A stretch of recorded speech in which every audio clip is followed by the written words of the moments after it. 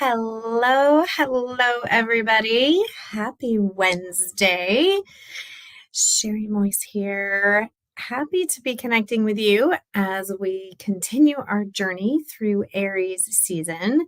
The goal with these quick lives that I do each week is to give you some advice, some ideas, some ways that you can really work with this cycle and the energy to move things forward in your business. Aries energy is that initiatory energy. We are at the beginning of the astrological year. So there is that energy of that spring in your step if you're in the northern hemisphere. And so there's this idea of let's take action, let's make things happen. Don't think too much, just go.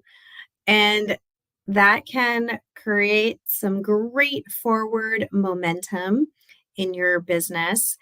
And we can get told like we got to be doing. Okay, here's spring, let's do.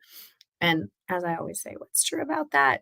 So one of the things I wanted to talk about is when we're in these fire signs where the energy is more active and we're feeling more aliveness, I still think, and I know it's really still important to honor your own energy. And I've noticed, interestingly enough, this particular cycle, and there's a number of astrological reasons, which I won't get into, there's not that same lift. And we can each have a very different experience in terms of the energies, depending on what's going on in our own lives and our own charts. And so taking action your way is always something I preach, but especially when we've kind of got that fiery energy, because a flame can only burn for so long and it's going to burn out, which is the beautiful thing of astrology and working with cycles is, we're going to come into Taurus season and we're going to be slowed down. So we do want to take advantage of the energy, but doing it in a way that feels good to you. I think one of the most powerful ways that we can utilize this kind of fiery beginner's energy, initiatory energy, is to work in fits and spurts. It's not a long burning flame. Let's turn it on and then set it out. Turn it back on, set it out, and do it your way. So that's one of the biggest tips I can share about working with this energy in general without looking at your own personal chart, is using this energy to work in as inspired and in a bit of that stop-start mode. I think it's really valuable to do because it keeps us in forward momentum, but we're not pushing it. So we can take some action, take a break, take some action, take a break. So the other pieces of how, other ways that you can work with the energies and the astrology in general to ensure that you are taking action in a way that honors your own flow, because we each have our own flow. If you were to dive deeper into the astrological layers we're looking here, big picture sun themes, the big spotlight. What is the spotlight of Aries season? We're talking about aligned action. But if we get into the lunar cycle, it goes through all the zodiac signs within 1 month and moves through all of your houses, there's a different energy that you're feeling like every few days. And so while the big spotlight is action, initiation, forward movement, deliberate, quick decision making under Aries, the day-to-day ebb and flow of that is going to depend on your own energy. And so honoring that, knowing that, 2 days ago I was feeling like I had a lot of energy. Today I don't feel as much energy. Could be where the moon is, it could be whatever else is going on in your chart or in your life. So we each have those layers of cycles.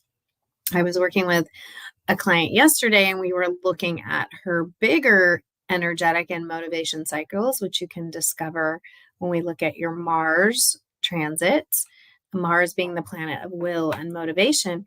And it literally does this wave of energy.